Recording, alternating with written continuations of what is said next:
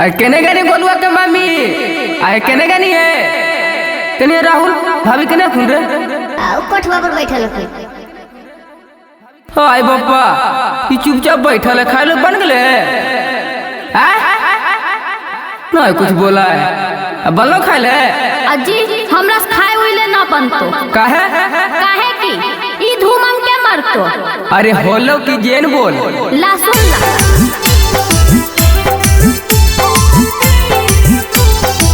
चट बनाही बोपट खिलाई बो माही रिकॉर्डिंग स्टूडियो बिहार शरीफ।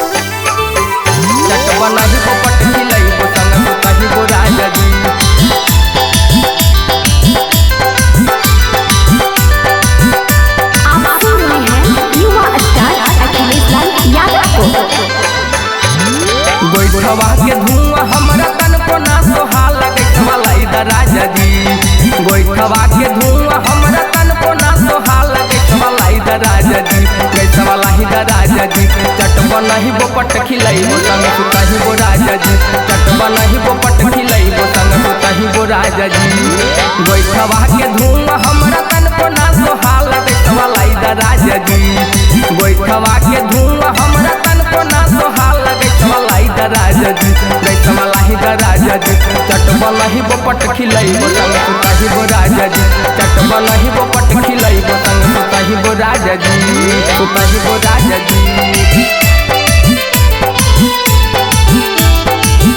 चट बनाही बोपट खिलाई बो चट बनाही बोपट खिलाई बो संग सुताही बो राजा जी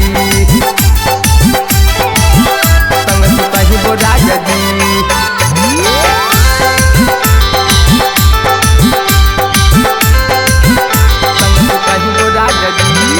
नैहरा में एको काम कैनी ना ये राजा जी भाई बाप के राज में कमैनी ना ये राजा जी सुनाऊ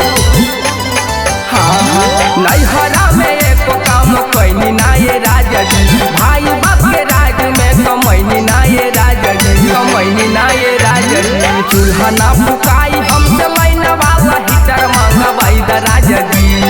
चूल्हा ना फुकाई हमसे लाइन वाला हीटर मंगवाई द राजा जी मंगवाई द राजा जी चट बनाही बोपट खिलाई बो संग सुताही बो राजा जी चट बनाही बोपट खिलाई बो संग सुताही बो राजा जी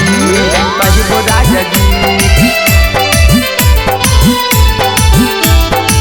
चट बनाही बोपट खिलाई बो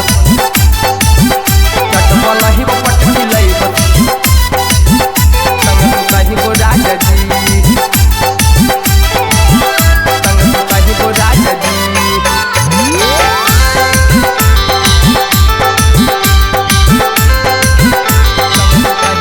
राई कर मन पिया मानिला ना बात जी जाई के बाजार चूल्हा गिनी हाथे हाथ जी